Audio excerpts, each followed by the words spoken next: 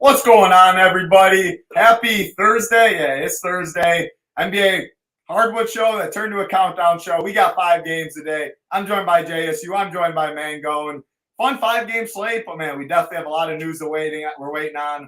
The Pacers, when that news hits, we'll definitely know how the slate goes. But we'll go game by game. All questions will be answered from the live show chat. Any questions you have, just tag me, Titletown. No need to tag all the coordinators. I'll answer that. Not going to look at the YouTube, though, today because this is a final countdown show. But if you are watching from YouTube for free, like button, subscribe button. We always appreciate it. JSU, throw it to you first, man. I know how your day's going, but tell the people how's it going here in Kentucky. Yeah, it's a fun time out here in Kentucky. We pushed the show back because we had to get it in. It was a nice day out here in Kentucky, at least warm enough to get in some hoops.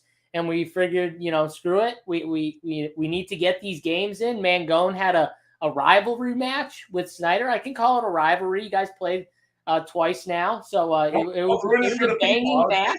Don't ruin it for the people, though.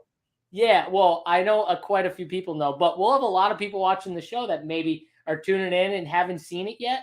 I'll let Mangone kind of talk about the details of the match. But Mangone did win. He gutted out. He got the victory. I give him credit, too, because last night there were very few Mangone backers. So, Mangone, the floor is yours. I didn't back Snyder, but I did not back you. So you can call me out. You can call the troops out. Title was not on your side either. I was not on the other way again. I'm hurt. No, I did yesterday. I was offered you and you were fine. You did. Yeah, you did offer. I forgot at dinner you offered. Yeah, it was a good hard battle. It was bloody too as well. I mean, I got the hands all a little bloodied up and stuff. It was a lot of fun. Little chirping back and forth. The funniest part is Mikey. I think it was Mikey walks over to me. He goes, "Is someone bleeding? Because Mangone's dripping blood right now." And I'm like, "Oh no, yeah, they're both bleeding." Yeah.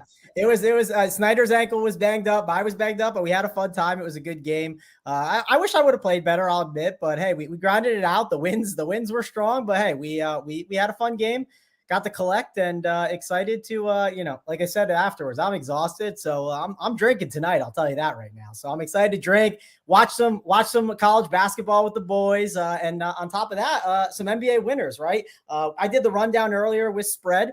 So that was a lot of fun. And we definitely know this is a slate to, I'm not saying this for sure backload, but you certainly can. We're waiting on news and we'll digest it. And I don't get to do shows with one of the best to break down all the show, build lineups and break down news with JSU. So I'm excited to talk about it with him. So excited to be here and excited to take down Snyder.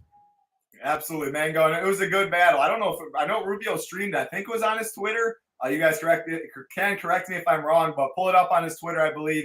Can watch that video. If you don't watch the whole thing, Title, Rubio told me that at the 18-12 mark is where Snyder undercut me, where it got really fun. So if you want to see that was an entertaining portion of it. Sure. Okay, that, by the way, true story. Mangone got there are certain things where they're not that bad, right? We're like, okay, it's not as bad. No, this was as bad as what Mangone just said. He did get completely undercut, driving to the hole. He was in the air. Snyder did undercut him. It was a little dirty. And trust me, coming from someone who definitely likes to play dirty, that is a big no-no in basketball. You never do that, especially playing outdoors. But even indoors, you never undercut someone that's already in the air. I've had it done to myself before. It's not fun falling on your head or your arm or your elbow.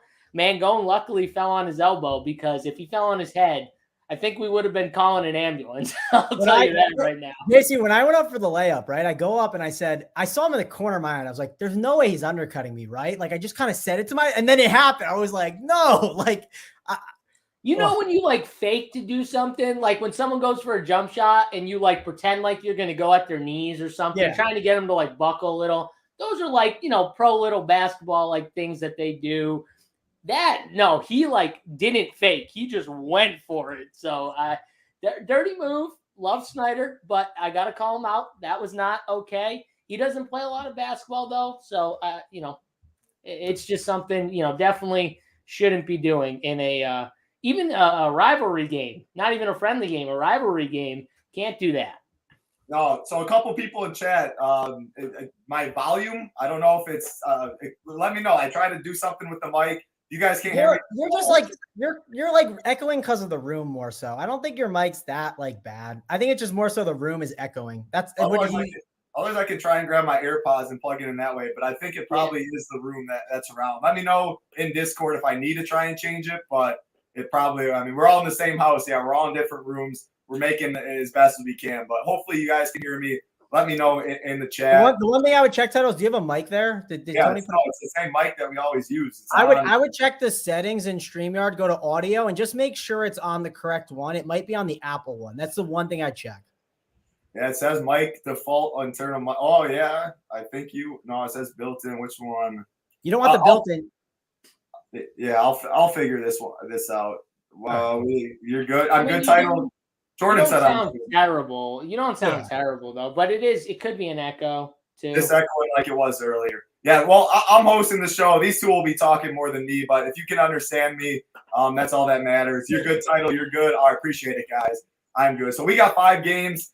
Like I said, I mean the Pacers. So how this slate goes right now is 1 game at 7 on an island. Nuggets, Detroit Pistons. Not much ownership showing in that game, especially if we don't get any news before that game. A lot of low-owned plays. Pistons still do only have 10 bodies, though. Can always play Jokic, so it's not like if you play a guy or two from that game, you're not crazy. Then we got 2 games, Kings, Brooklyn, OKC, Toronto, a half hour after. Again, some news or some plays in that game, but the main one, Indiana Pacers and the Bucks, waiting on a ton of news in that game. On the Pacers side, Halliburton, Miles Turner, Buddy Hield, TJ McConnell, all questionable. And the Bucks side, Brook Lopez is questionable as well with Jay Crowder. So that's the news. Hopefully we do get it before that first game. But JSU, what's your slate rundown? Then we'll go game by game and stuff. But that's how I see it right now. Then 1 island game. Initial thoughts on the slate.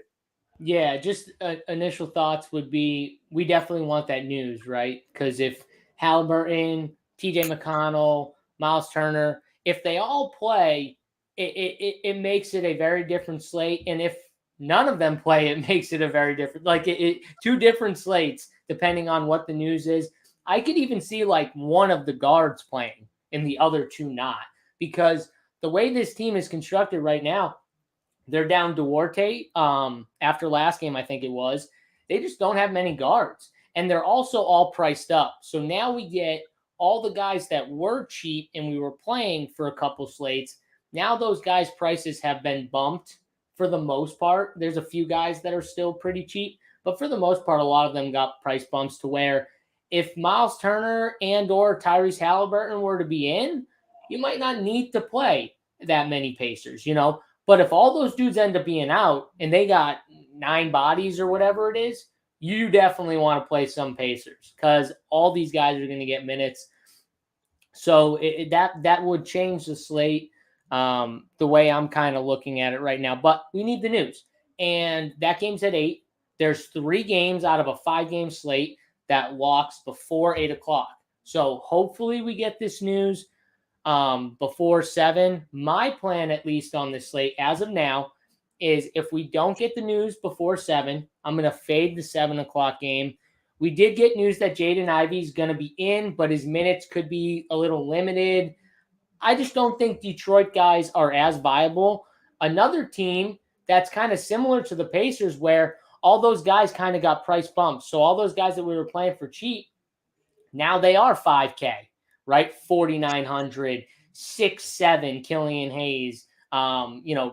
I think Ivy's like almost 7K or 7K. So my point is Wiseman's expensive. You don't need to play Detroit guys, and they could easily just get blown out. I know Denver's been playing bad, but this definitely feels like a Denver get-right spot where they kind of just blow this team out of the water. My point is you could just completely fade it. Maybe you could also just play Jokic and fade the rest of it that way and hope you get the Indiana value to plug in with Jokic. That's another idea on this slate here. Kind of like last night where if you played Embiid and wait on the rest of the Dallas starters, you were sitting really pretty. These are strategies when you have 3 lineups, 4, 5 lineups. Not a bad idea to employ where you just kind of play the stud, hope you get the value you want. Worst comes to worst, you can find some type of value anyways, but hope you get the nut value like Dallas was last night. It's a perfect example. Dallas was the lone game that started at 8:30. If you didn't wait on that news and you didn't play some of those Dallas values, like I guarantee you didn't ship if you didn't have like Reggie Bullock and one or two other Dallas guys, because so many, like 4 or 5 crushed. So you definitely needed some Dallas. So the point is, some people might not want to wait on this slate for that news. I kind of hope we get it as late as possible. I kind of hope it's after 7:30 because it's March Madness, Thursday night. People do not want to wait on this news. So if I can have a leg up and just stay by my computer, get it, I feel very confident in the slate. However the news shakes out, right? If the news doesn't work out that way, screw it. I can play Phoenix, Orlando if I need to. I can find some plays in that game. And I can still play some plays from the Bucks. Also, too, Title, I don't know about you. It feels like the Bucks should sit somebody. Like, why wouldn't they sit Giannis? Or I know Middleton sat, I think, last game. Or Drew. I mean, Drew's been playing a bunch of minutes. Like, why wouldn't you sit someone outside of Brook Lopez? Especially if the Pacers don't play their 3 best, or at least 2 of their 3 best players in this game, right? Jason, if you care, they don't play till Sunday. I looked this up, but you could see them like play, and then like I could see Giannis easily just going like 24 minutes or so, or 22, and like when the game's just like out of reach, if they do sit their guys, I could see it go that way. But I'm with you. You could easily see the counter back the other way, but keep in mind they could just do the whole like maybe we let our guys play a little bit, and then like we ease off them in the second. We've seen Budenholzer do this. We're not in April DFS yet, but like, I don't know. It is March, and we do see crazy stuff sometimes. So it's just worth calling out. Imagine though, if you played Jokic over Giannis and somehow you banked the Giannis like randomly scratch news, like you would feel great. This is, obviously we have no idea. Giannis is expected to play. So I'm not saying he's not going to play. I'm just saying like, if they were to rule these guys out, why wouldn't they? I don't get why. I don't get why you'd push Brook to play if he's actually injured. And Brook Lopez, too, he's not a guy that sits many games. Title knows this as a Bucks fan. That's the one dude on their team. Even when everyone's out, it feels like he's the one dude that wants to play. He actually likes playing when those guys are out. It's like his like opportunity to almost like shine and crush. I think he loves and thrives on that. So if he's questionable, I think he's actually a little banged up to the point where he could need a rest if it's not feeling good. So we'll see. We'll see. We'll get that news hopefully before the show. But if not, you got to have an idea of which route you want to take. Do you want to fade that first game? Do you want to play one stud? These are things you got to think about. And what do you do if you don't get it until after 7:30? What are you going to do? Are you going to fade both 7:30 games? There's only 5 games on the slate. You need to have this plan in place. So that's the first thing I would do when I sit down and build is I want to know with each lineup, what's my plan? Am I going to play Jokic on one, wait for the news? Am I going to fade in the other 2? Which is possibly what I do, honestly, on my 3 teams is my idea right now on the slate. Your call out of the Jokic stuff, by the way, is like good. It's just like the Embiid thing. I said it on the rundown too. Like you can easily jump into Jokic, Aaron Gordon, or Jamal Murray. And keep in mind, let's say you did lose Giannis, which you're not planning for, but if you decide to let's say you decide to play Jokic early, well, now you have a stud in your lineup. If not, your other studs, it's a slim pickings at the top for studs tonight. I mean, if you look, guys above 9K, which like De'Aaron Fox is 8-9 to be fair, but Jokic is above 9K.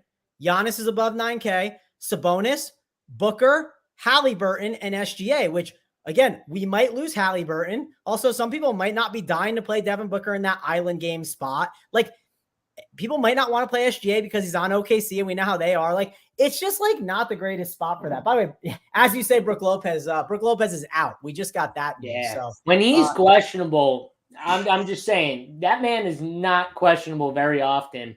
Yeah. I know for a fact. We're getting that. That's big. That's a big piece of news. It's obviously huge for Bobby Portis. Dragic and Jay Crowder are out as well. I think the Bucks are just going to start like Middleton sat the other game. Brook today. I think because they still want to keep that 1 seed, but like Giannis will sit probably pretty soon. Drew might rotate. Like instead of just sitting everyone at a time, just each game keep trying to do something. So yeah, Bucks news came in it's still Pacers news that matters most. I mean, Bucks got Middleton, Bucks got Drew, Bucks got Giannis. So man, JSU gave his, or go ahead, JSU, you were about to say something. Yeah, well, the one thing I was going to say is like, listen, if Giannis gets 30 minutes against this Pacers team, he is going to crush. You know, Giannis or Jokic right now. Oh God. So this is where and this is how I build. I'm not saying it's right or wrong. It's just the way I think in my head. If I load up on Pacers and a lot of them are starters, I think the way I build, I kind of want Giannis because I kind of want to pray for that game to stay close, which, listen, I'm not saying it will or it won't. I'm just saying if you bank a close game with value pieces in Giannis, Title, I think you would take that, right? You know what I mean? If I said, Title, you can have all the value in the world plus Giannis, you'd be like, bet, sign me up. I'll take my chances. And that's the way I like to build. So if I fade some of the starters, maybe play some of the value Pacers off the bench, those are the or I play like one or two starters max and some guys off the bench, those are the Giannis fade teams. Because those are me saying, I think Nwora could start and still catch blowout run. I think O'Shea Brissett, even if he doesn't start, could play 30 minutes no matter what. So those are the ideas where like, okay, those are Giannis fade teams because I'm hoping they just get blown out by 30 and Giannis plays 24 minutes. Maybe he gets 50, but on this slate, 50, yeah, you know what I mean? Devin Booker could give me 50. Some other stud. Jokic could definitely give me 50. Even in 26 minutes, Jokic could have a triple-double against Detroit. He's going to get 10 rebounds in the first, quarter and a half. The way Detroit's playing, you know what I mean? He's going to rack up rebounds. And you know him, when he plays against a bad team, he's just going to, get people wide open shots. I really actually don't hate Mangone's take on, playing even Aaron Gordon or Jamal Murray. They're cheaper. They need less to get there. And when Jokic is playing inferior competition, very rarely does he just go off scoring-wise. He likes to, honestly get others involved. It's the stronger competition where I think really he excels. And this is a weak point in Jokic's game that I think he's trying to fix. When he goes against DeAndre Ayton, he wants to crush DeAndre Ayton. When he's playing like bums, he's just he could score every trip if he wanted to, which is the crazy thing. So I don't know. That's the way I build, though. I'm going to take a few different approaches. And if you have multiple teams, you should take a few different approaches. Yeah, I mean, we're talking Giannis blowout. I mean, it's 12.5-point spread. Denver's favored by 15. So same thing with Jokic. I do like what you said. I mean, it feels like a Jamal spot to me. But, I mean, man, Jokic could get 18 points, 20 assists. I mean, both Jokic and Giannis are definitely great studs. But, I mean, if we don't get all this Pacers value and stuff, just say all these Pacers are in, I mean, the value isn't great if news doesn't break our way. So then the mid-tier build looks pretty solid. People in chat are talking Arizona, Bowens, Princeton. Yeah, we hear a bunch. All the people downstairs are going crazy. So that's what it was. Good day for March Madness. But we'll start with the first game. Mangone, I'll go to you first because JSU kind of hinted on his plan. But let's just say we don't get this Pacers news to start. Of course, MPJ, Aaron Gordon, Jokic, Jamal, I think any of them you can play. We did get Ivy news. His minutes won't be full. He's 7K. I think Detroit's definitely tougher to get to. But if we don't get this Pacers news, are you fading it? Are you maxing one? What's your plan? Break down this first one. Pistons, Nuggets first. Yeah, just to let everyone know, I'm only playing one team today. Obviously, we got a lot going on. So, and for my content, I'm thinking about it, Title. You're probably doing the cash chart right now. I don't even know how to do the cash chart because it's just going to change, right? So one thing to call out is one, our premium stuff, things are going to change and takes are going to change. Obviously, the Brook Lopez stuff is really big and more dominoes could be falling. For me, I think I'm likely fading the first game. The only thing I would play is either Jokic as a stud, Aaron Gordon as a mid-tier option, or Jamal Murray. And the reason why Aaron Gordon and Jamal Murray are kind of intriguing, and I think they even get more interesting now with the Brook Lopez stuff, is because we don't have a lot of amazing stud options. There are more routes where that doesn't end up working out. And if the Pacers news doesn't hit right, you can make the case that playing some value plays with like maybe 4 really good mid-tier guys, like an Aaron Gordon, Chris Paul, maybe grab like a De'Aaron Fox, like that kind of build where you just grab some guys that have the ability to put up 50 DK points instead of just raw points.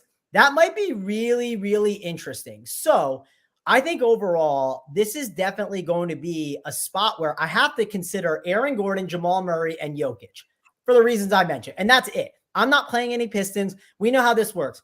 Pistons, they've been priced up because they haven't had guys. Now they have a Jaden Ivey back. Yes, Jaden Ivey's minutes will be tinkered with a little bit, but some of the prices are up so much that without this Pacers news, it's just not worth gambling on for me. And if we don't get that Pacers news to hit right, we still have some really good plays and one really good game that I think is worth stacking in that Kings and Nets game. So like there's that game that I can go balance with if I want a little bit. So there's definitely opportunity. So I'm definitely think I'm in the camp of most likely fading this game, but I will not talk you out of playing the Jokic build. And if the news hits right in the next 15, 20 minutes, I could see myself getting on one of those 3.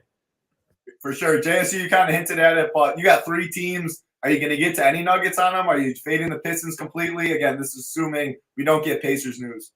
Yeah, I think for me, it's definitely Nuggets over Pistons if I'm playing anyone. I don't really like the Pistons at all. I think these price tags are just really, really tough to get to any of these guys for the most part.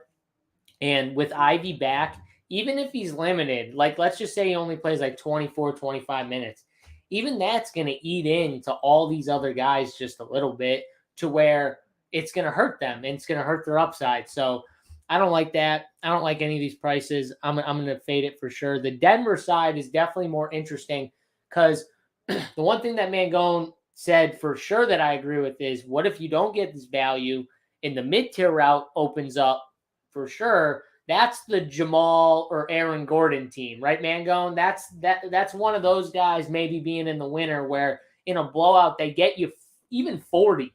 Like even 40 with no value on a slate could easily be on the winner here for sure. And those guys can definitely get it. So I think what I do is if I'm going to play a nugget, it's probably 1, maybe 2 max. I definitely if I'm in an optimizer and I'm running 150, I probably set a rule like no more than 2 nuggets on a team for sure on this slate. And I don't like Pistons, so this game's easy for me. It's one of those 3 main nuggets. I'm not going to get cute with any other ones because I'm going to hope I get better guys later. But yeah. So Prime Trey in chat said, JSU, who are the Indiana guys you like if the news goes the way you expect it to? I feel like that's kind of hard to answer. I mean, do you have a lean on how we were talking a little earlier, you think one of the guards plays, but I mean, Turner, Halliburton, Buddy, McConnell, all questionable. I think that if you know how to answer that question or if you have a good answer, you can, but I don't really know. I don't think none of us know what the Pacers are going to do, but you can answer it, others will move on. That's the problem is we just don't know who it's going to be, right? If you get one of these guard dominant ball handlers that is in, that's going to drastically change. And there's a difference too between like getting Miles Turner in and all those other guards sitting, right? In my opinion anyways, like if you told me TJ McConnell's going to play and the rest aren't, that's huge to me. I mean, TJ McConnell is an amazing play here. He becomes like one of my favorite plays. If you tell me that Tyrese Halliburton and Miles Turner are in and Buddy Hield and TJ are still out, then I think it becomes tougher to play a lot of these Pacers, especially the mid-tier guys, because Miles Turner will directly affect Isaiah Jackson and Jalen Smith to where you can't pay $5K. Even in a blowout, it's kind of tough to click those names at 5-1 and 5-4. So that directly affects them. And Halliburton is good enough to where it wouldn't stun me if Halliburton's in, if the Pacers hung in there. He's that good, man. He is really, really good. It's still a regular season game. I know the Bucks want to win. They want to hang on. But we've seen all good teams. They play down the competition in regular season. They don't care about these games as much as we think at all. Like literally, I refuse to believe that Giannis is coming in here like, oh, we got the Pacers tonight. He's probably coming in here like, we got to play the Pacers and they're probably going to sit like half their team. You know what I mean? Like he's not looking forward to this game. He's looking forward to the playoffs. Same thing with Boston. Boston's in a rut. Denver's in a rut. These good teams, they're just waiting for the Phoenix. They're waiting for the playoffs. Golden State, another good example. So we can take advantage of that in DFS. And this is where if you play the route of jamming, if we get the right news, could be the winner if you play that route and you play Giannis on top of it. But, to answer the question, it's really hard to not know who's going to be in and who's going to be out. If all those guys sit, I think the best play on the slate is Jordan Nwora. I think O'Shea Brissett becomes another really good play. And even James Johnson would come into play because I think he'd have to play, especially against Giannis. They're going to need big forwards like that against Giannis. So that's my answer right there. Again, hopefully we get it though, so we can break it down. Yep. And DFS there, before we get to the next game, is Javon Carter, title time. If Javon Carter is starting to see decent value, also war revenge game. I mean, so I think Javon will start. The thing is, he's playing next to Giannis, Drew, and Middleton, and it's a cardio guy at the end of the day. I mean, 3-9, if you play Jokic early and none of the Pacers value breaks your way and you land on Javon as the last piece, fine. But no, I do not like Javon at 3-9. Hoping Pacers value opens up. Definitely love Wara as a revenge. If this Pacers news breaks your way, he's going to chuck. And yeah, Tyrese, it's not a revenge, but Milwaukee kid coming back home, man, he's just such a stud anyway. But 9-7, he'll be if all of them are out and Tyrese plays, maybe gets a little ownership, but could be contrarian too. I like Tyrese. If you play Giannis and Tyrese is in, I definitely would try and play Tyrese and Giannis together and just hope you get just those two guys going nuke and the game stays close. For sure. That'll be different. I don't think people will pay for him for sure. No, yeah, people aren't paying for Tyrese. I mean, he takes pride in coming out of Milwaukee. His interviews are good. So I definitely like that. But we'll keep it rolling. Hopefully the Pacers news comes. Mangone, Sacramento Kings, Brooklyn Nets. You mentioned this game. Big total, 238. Brooklyn's favored by 3.5.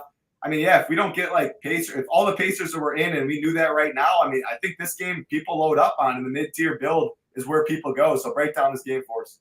Yeah, that's the point, JS, you made. No one's going to go. If you don't get the Pacers value, no one is going to go Giannis and Halliburton, right? It's just now the ideal world would be Halliburton plays and maybe you get some of those cheaper Pacers forwards to be able to help you kind of do that and then game stack it. That would be a kind of intriguing route.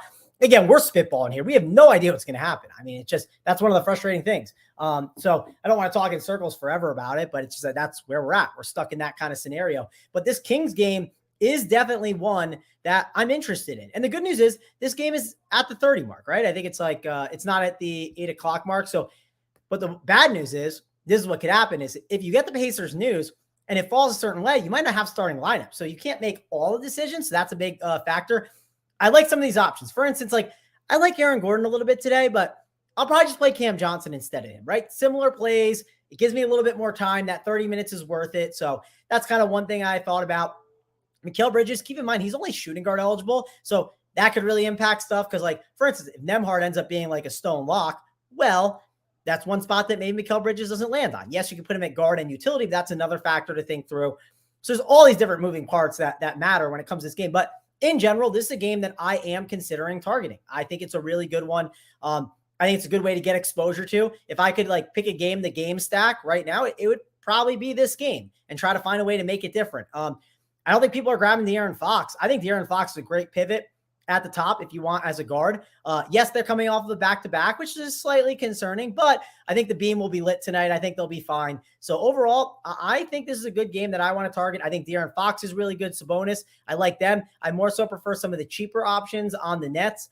If we don't gain value, I think Seth Curry as a 3.3K option is in the conversation, mainly because we won't have value. And I know Big T talks about this a lot, but how much does a 3.3K guy kill you compared to a 4K guy, right? Or a 5K guy? It does matter. And if you only get your 12 DK points, yeah, you're not happy, but that can help you out a lot. So that's worth calling out with Curry. And Royce O'Neal has been impressive at times. So I wouldn't sleep on him too as a value if we do not get these good value plays, right? If we get the good values, then we throw all these ones out the door, but it's definitely something you have to think about right now. I like it. JSU, what you quoted? What did De'Aaron Fox say yesterday? This Mangone, is. I was just gonna say, Mangone likes Mr. Fox. He said, "I'm fucking nice." That's what Mangone said on the court to Snyder when he was owning him. Was I'm fucking nice. He said that to Snyder, didn't you? I saw, and I saw you tweeting it out. I was like, wow, JSU is tweeting stuff. I loved it. I was like, let JSU let Big T know he's tweeting now. I'll just tell you right now, this is something that I would definitely say if I hit a shot like that. I'll just tell you that right now. I would have definitely said something like that.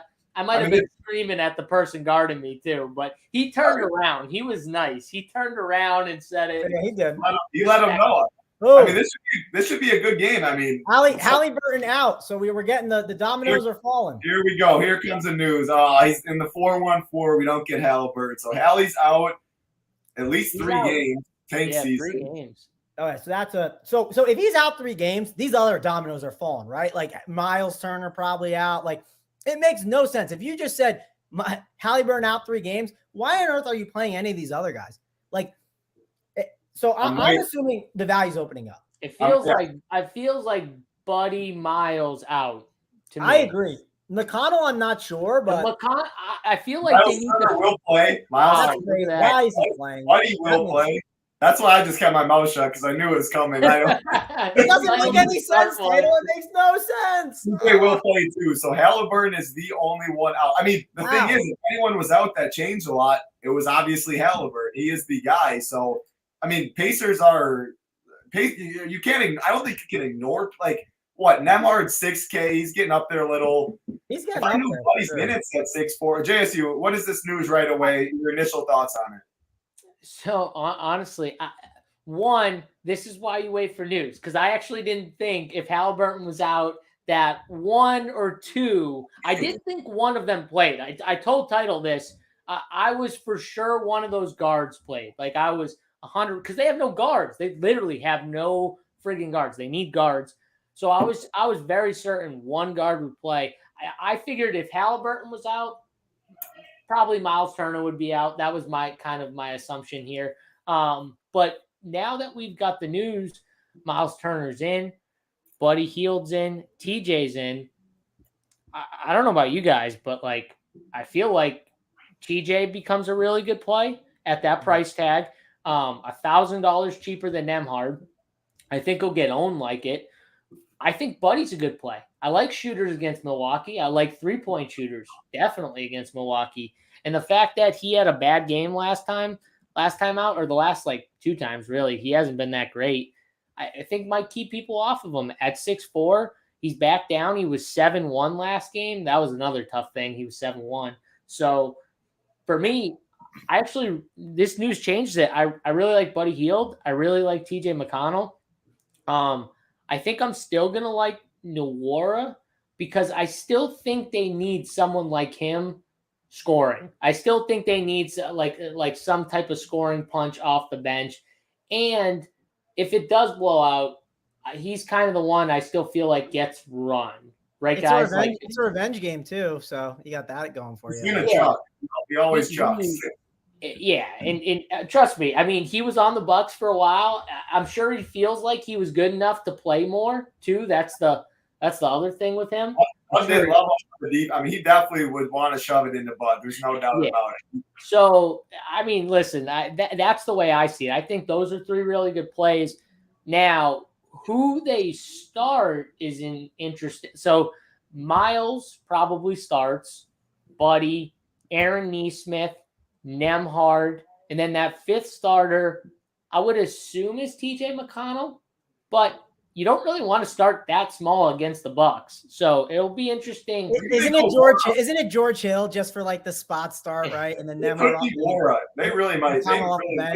No, so Title, I could see James Johnson too, like something weird like that, where because they need size against Giannis and Bobby.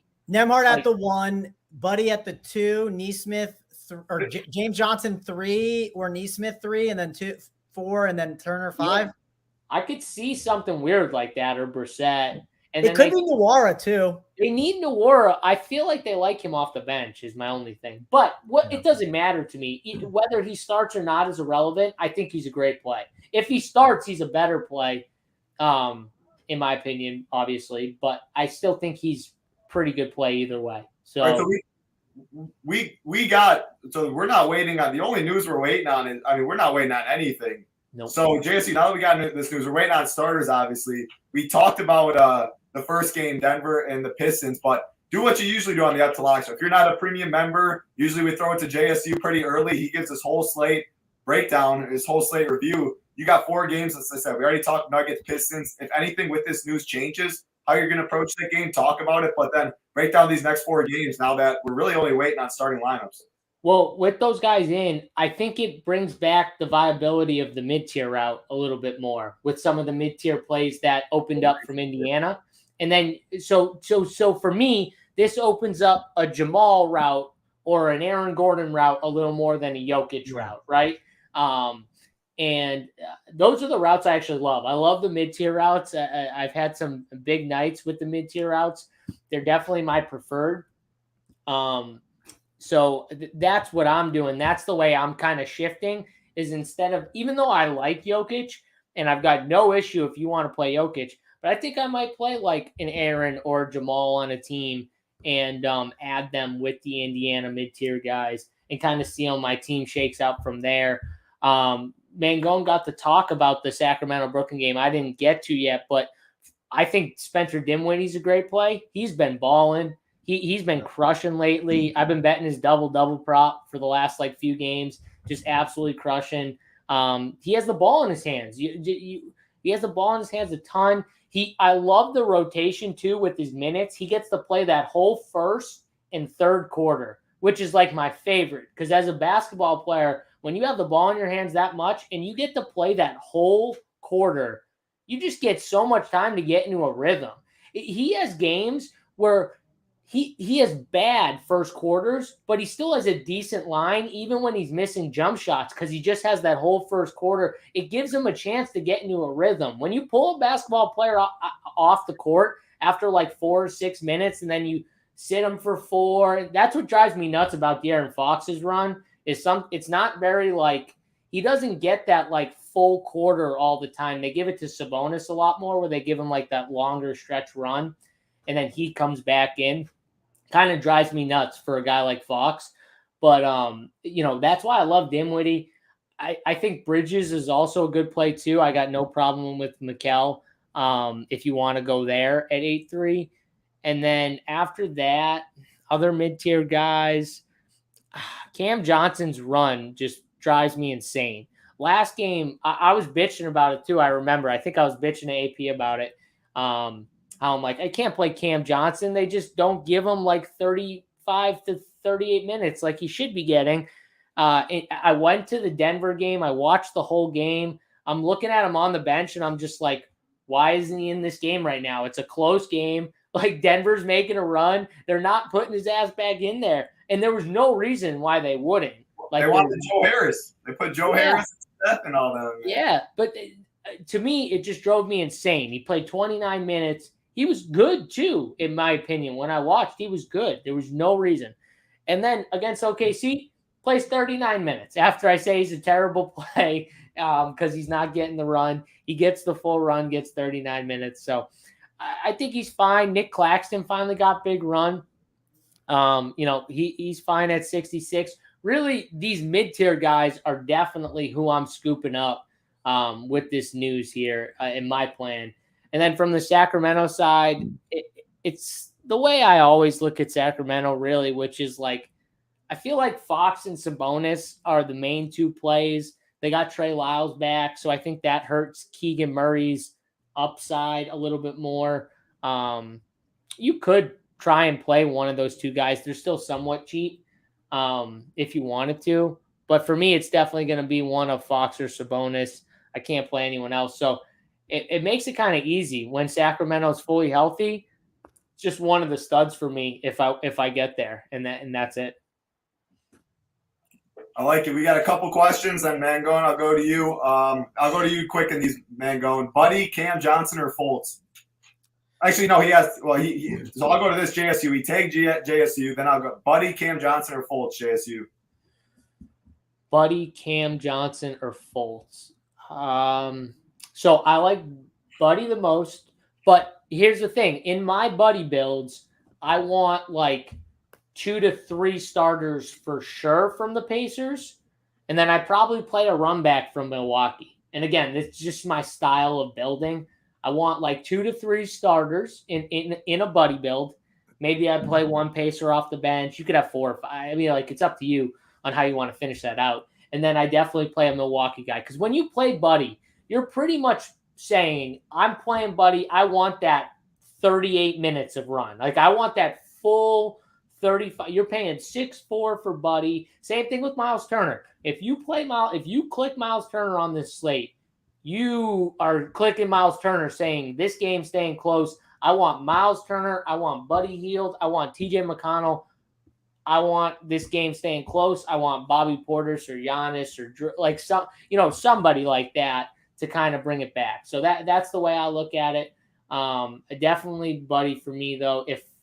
If you're saying the game blows out though, then I would take him out of your pool. Like in my opinion, that's how I look at it. And then it would just be Cam or Fultz. And I'd probably say Fultz because I'm a little more confident he gets like the 32 minutes. And Cam's minutes are up and down in my opinion. But both solid plays on the slate. Again, mid-tier plays. I like the mid-tier plays on this slate for sure. I like it, man. Going 2 questions to you, then I'm going to have you break down the rest. Is Neesmith okay? Last play in? Neesmith, I don't know if I'm going to get there with Neesmith. I understand what's trying to be done there, but I guess the issue with Neesmith, what is his exact price? I assume it went up too high. I hate Neesmith. He's the one that I always hate. What's his price? It's so he's 4. It's a tough play to get to for sure. Yeah. So keep in mind, a lot of these Pacers are priced up because they have been in situations where guys have been out. So it's like, for instance, like Nemhard is $6K, right? Like it's tough to pull that trigger where I don't think I can get to Aaron Neesmith at his price. But to be fair, value is not great right now, right? Like it's brutal. Like for it's like TJ McConnell is going to be very high on because of this, and it's going to be more of a balanced build because we just don't have a lot of good value plays. So that's part of the reason why I understand you're considering that. Like for me, instead of going to him, I'd rather go down to like, a Seth Curry or like a Pat Connaughton, like where like those plays are just cheaper. And I think they can just do a lot for my full lineup, if that makes sense. I agree. Another one, Terrence Ross, okay, is the last piece in a revenge game. Who was the one again? Terrence Ross. Oh, Terrence Ross. I'm trying to think because he's in that 3-7 range. He's guard and forward eligible. I just don't think the minutes are enough, and he's so shot dependent. I just don't think it's it for me. I'd rather go like Pat Connaughton. It's similar. I'd have to be playing a bunch of teams to get him in there. Personally. I just think Pat Connaughton's better. I know he's not the same price; it's a little more, but I think that's just a better play. I agree. JSU, do you still like Wara? I do. He's the one guy I still don't mind just because I think they need. I think they're going to need some type of scoring like that. They need someone who's not afraid to shoot against the Bucks. You need outside shooters, people that aren't afraid to chuck because getting to the basket's really hard against the Bucks. That's the key. That's why like even TJ gets that like mid-range little bunny jumper. Those type of things can work against the Bucks. Slashers and people who want to get to the rim, those are the ones that struggle against the Bucks when they're like dependent on getting to the basket because they got, even without Brook Lopez, they still got Giannis. So they still got some pretty good rim protection. Drew's a good defender. He keeps guards in front of him too. So again, that's why I think, Nuora could have success on the perimeter. You want the guys. That's why I like Buddy. Even Miles Turner, you can make the case like Miles Turner likes to be on the perimeter. He's not predicated on like getting to like all of his shots are like in the paint, right, Title? He's one of those bigs where he can stretch him out a little bit. My worry with him is just he hasn't played in a few games. He's 8'1". He's pretty expensive, but he falls in the bucket of if I'm playing Buddy, I think you can make the case if you're trying to play some Bucks, maybe you play Miles too and just hope, they do the damage. For sure. So, again, all questions I'm taking is in the live show chat, premium show. Mango, we got 11 minutes to lock. After all this news hit, again, we broke down Denver and the Pistons. You talked about Kings and the Nets. But now that we got really all the news, your final thoughts on this slate. Break down the other 3 games. Kind of. What are your thoughts? Because yeah, I mean, it's not like only one pacer was out. Obviously, the most important one, but it's not like all this value is amazing now. So break down your final thoughts on this. I'll go to JSU after. Yeah, I think the biggest thing to really like mention with this slate is like I think we were all mentally prepared for a lot of value to hit, and there's not a lot now. And like the value plays that I'm seeing pop up are like these like cheap forward options, like Gary Trent Jr., a Pat Connaughton, a Josh Okogie, a Torrey Craig. One reason why Okogie's popping is because he's guard and forward eligible. Where this is going to just lead more to a grab a couple values or a value or two and then go some more balanced plays. So if you want to get different with a stud, you certainly can, but you need to be confident in those values that you have as other options. I would prefer it as if you do play that stud route, kind of fading some of these like values that people are on and kind of creating your own, right? Like kind of a create your own value slate. Like some of these guys are not incredible. I am probably going with more of the balanced build personally. I'm likely fading the first game. There's nothing wrong with Jamal Murray and Aaron Gordon. Keep in mind, I'm on an up to lock show and you're not, so it's a little tougher for me for sure to get the job done. So, and I look at it as I think Jamal Murray and Aaron Gordon are really interesting differentiation plays that can help you. But I also just don't feel like there's other plays in that range that I can make pivot twos that I feel as confident in for my full lineup. So I'm definitely fading the first game. But overall, I think it's a good spot. And I think Bobby Portis, keep in mind, Jay, so you talked about how like that game, obviously they don't need to play those guys. And then I counter back with, well, they could not see all the run. You know, who's perfect for mop up duty. And like, you kind of leave a guy out there to like watch the kids play and make sure things are closed out properly. Bobby Portis, right? You put him out there with some of those younger guys. I think Bobby Portis is another guy that's going to pop up as a really good mid-tier play. And he's only 6'5", not in that 7K range anymore. He's definitely someone on my radar that I'm kind of getting to here. I love Bobby Portis for sure. And if you're a premium member, my cores are getting up right now. So head over there. There's not going to be kind of like Mangone. There's not going to be any 7 o'clock guys in my cores.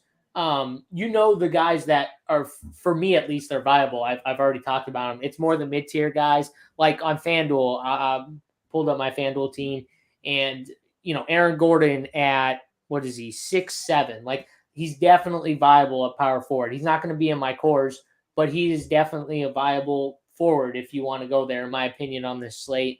But again, it's more just going to be not any 7 o'clock guys in the core. Doesn't mean they're not in play. It's just more, the priorities are not 7. But you definitely can play a Jamal, play an Aaron Gordon. If you can find the value and get the yoke, yeah, for sure to get the yoke.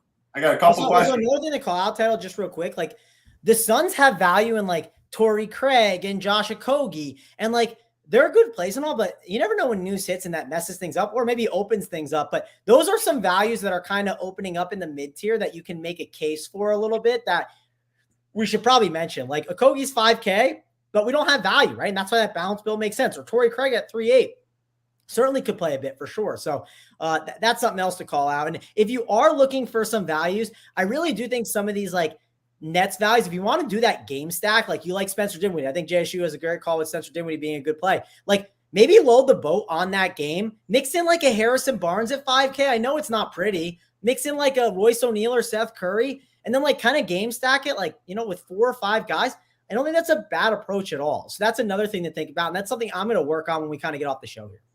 I like it. JSU, I'm going to a couple questions. Let's random off quick. 7 minutes to lock again. Just that one Detroit Nuggets game first. But Cole Anthony, thoughts on him from Dusky?